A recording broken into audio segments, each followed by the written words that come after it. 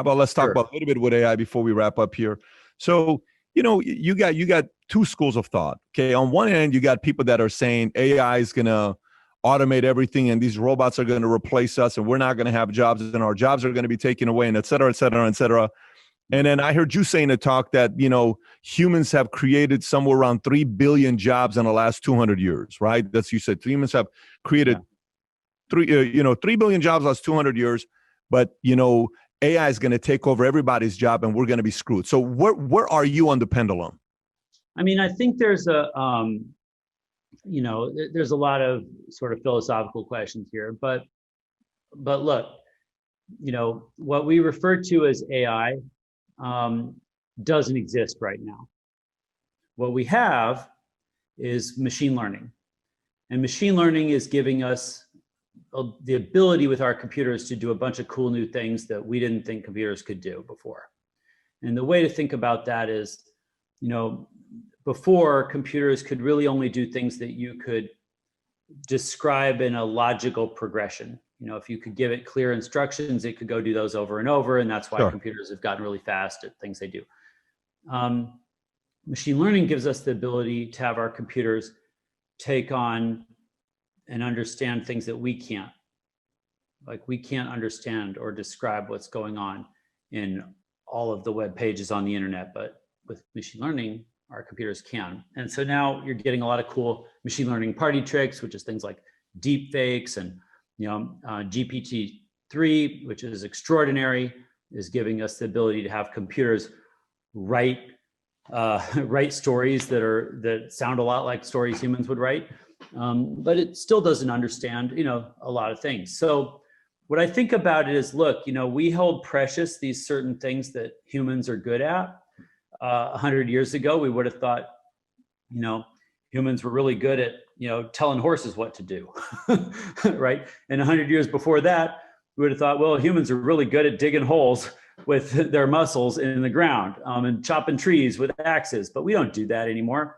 We don't even do the farming. Like, robots do all the farming to feed us. Like, you are fed by robots right now. You're basically a pet being babysat by robots that do farming, which is fine. It's freed you up to do a lot of things. And what I think you're seeing is the struggle that people have when they realize, that they were taking some self-esteem from doing things that we don't actually need you to do, right? So the goal of, or at least the goal of a lot of people applying technology and making products and businesses and things, is to give you some freedom, right? You don't have to mine coal anymore. You don't have to, grow all your food or hunt all your food. You don't have to do all those things to survive. You actually get some free time. And free time is a totally new thing for humans. Humans did not have free time before the Industrial Revolution. Everybody just had to work to keep us all going, more or less. I'm generalizing a bit. But you and your kids have a shit ton of free time. And we didn't squander it. We invented the entertainment industry. That's your books, your music, your video games, news, elections, all these things that we're doing to try and fill our free time, right? Because we don't actually need you to work. Now, what I'm saying now is that, people are going to go through this, sometimes difficult question of, I don't need to be at work anymore because computers can do my job. The truth is, it usually takes about a generation. Like, that's accelerated, but very few people get put out of their career overnight. Like, right now, we don't need more lawyers. We made too many lawyers. We thought, because that was a growth thing in the 90s. Now we made way too many. Computers can do a lot of what lawyers were doing. They can read contracts. They can do a better job of understanding them than humans can. So we're done with lawyers, right? So don't try to make your kid become a lawyer. When I was a kid, everybody wanted their kid to be a lawyer or a doctor. We don't need lawyers, and being a doctor is the worst job you can get. So what do you want? Be a computer programmer. Everybody thought that I was wasting my time. Now they want their kids to be programmers. Yeah. So look, here's what it means, I think. There are a lot of things our computers can't do. There are a lot of things our computers can't do well. There are a lot of things even I don't have any idea how we would solve. And you know what? A lot of that is around how you take care of humans. So if a robot takes your job, I think you should rejoice. Go watch a little more Netflix. If that's what you want to do. Play a little more PlayStation. But if you got a little extra free time at the end of the day, go fucking teach. Right? We complain about overcrowding in schools. We complain that there's 30 students in my kid's class with one teacher. Yeah. You don't even need to be a very good teacher. Just volunteer with a little bit of your free time. Go teach. Help us get that student-teacher ratio down from 30 to 20 or 2, right? How about taking care of elderly people? We can't make enough nurses. If you think your job's going to disappear, become a nurse. You know what? We can't make enough nurses because we can't make enough nurse instructors in colleges, right? The problem is we can't make nurses faster because there aren't enough people to teach them, right? We need nurses to take care of you because you don't have any kids that care about you and you're getting old. Like there are a lot of things for humans to do and we're squandering our attention on Netflix when we should be aiming our attention at taking care of humans. So until that gets solved, I don't want to hear people complaining about robots taking their jobs. We often use examples like truck drivers. In America, there are currently 50,000 open truck driver positions that pay $50,000 a year or more. Mm-hmm. We can't make enough truck drivers. There are no self-driving trucks. Not even a single self-driving truck has been deployed. When it does, it's going to take us a while to make thousands of them and deploy them. And you know what? Those trucks don't know how to unload. They don't know how to, there's all kinds of things they can't do. So there's a job there probably for at least the next decade. Yeah, when it does work, then we'll stop hiring more. But in the meantime, you know, I think people are overreacting about these things. And the point I tried to make in that video you're talking about is, you know, the population growth curve for planet Earth goes like a hockey stick. You know, we didn't have billions and billions of people the way we do now until the last couple hundred years. And most of those people found jobs. So I think that we can make a few more.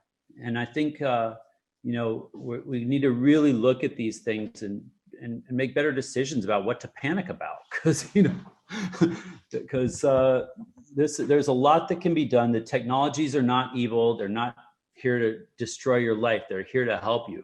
These are tools for humans to use, and they're not inherently good or evil. They're just tools. So if you don't like the way things are going, you should be helping us take these tools and use them to create a better world and fight the guys who are using these tools to take advantage of you. That's the game. So yeah, that's why I work on technology, because I see it as, you know, the greatest potential that we have to take on these big problems, to make a big difference and help make it better for humans. Let me tell you, you come across as such a true believer. Like you, I do sound like I'm ranting, don't I? No. You sound like a true believer, and quite frankly, your messaging is very different than what you're hearing from the media, because the media is end of the world. You know, send everybody a couple $1,000s a month because everyone's going to be like, oh my gosh, I'm about to lose my job next week. So a lot of people are scared. So you're saying this is probably not going to take effect for a long time. And even if it does, you believe in the human innovation to create another job. So my follow-up question for you would be, what industries, like when you went to the nurse, I visually went there, right? We don't have enough schools education. Go teach someone 30 to 1 instead of 20 to 1. Let's go to 2 to 1, like meaning 2 teachers to 1 student learning. Right now, you said your daughter was going to school and there was 30 students there. I think that's one of the things you said in one of your talks. But going back to it, so what industry is going to take the biggest hit and what industry is not going to be the biggest hit? Meaning, even if AI comes, these industries are not going to go away. What would you say those are? I mean, look, first I gotta say, I don't mean to disparage anyone or minimize their suffering. People will lose jobs. There will be collateral damage. Some people already are having a hard time. I'm not in any way trying to, you know, make things harder by telling them they deserve it or something.